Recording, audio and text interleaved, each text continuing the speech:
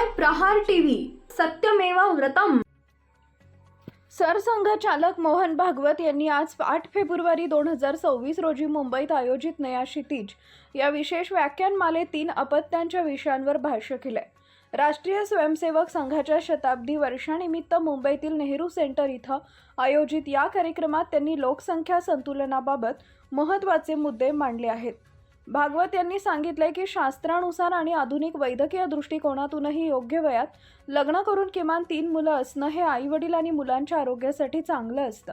ज्या कुटुंबात 3 भावंडे असतात तिथं मुलं एकमेकांशी जुळवून घ्यायला आणि अहंकार विस्थापित करायला लवकर शिकतात, असा दावा त्यांनी केला आहे। लोकसंख्या धोरण भारताचे लोकसंख्या धोरण 2.1च्या जन्मदराची शिफारस करते। भागवत यांच्या मते प्रत्यक्षात 1 मूल असू शकत नाही, त्यामुळे लोकसंख्या स्थिर राखण्यासाठी सरासरी 2 पेक्षा जास्त म्हणजे 3 मुलं असणं आवश्यक आहे। ज्या समाजाचा जन्मदर 3 पेक्षा कमी होतो तो समाज कालांतराने लुप्त होण्याच्या मार्गावर असतो, असा इशारा त्यांनी विविध तज्ज्ञांच्या हवाल्याने दिला आहे।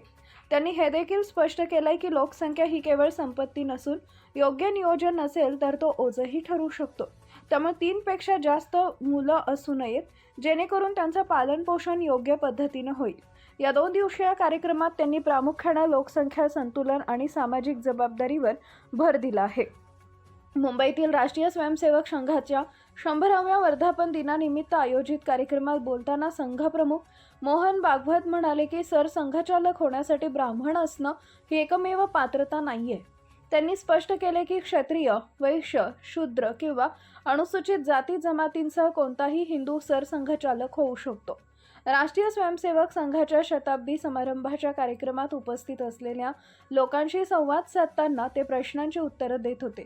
ते म्हणाले, संघाचा सरसंघचालक कोण बनावं याबद्दल ब्राह्मण, क्षत्रिय, वैश्य किंवा शूद्र सरसंघचालक होऊ शकत नाही।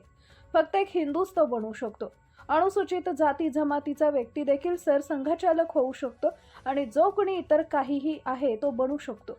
आम्ही त्यांच्या जातीच्या आधारे कामगारांची नियुक्ती करत नाही, जो काम करतो तोच काम करेल।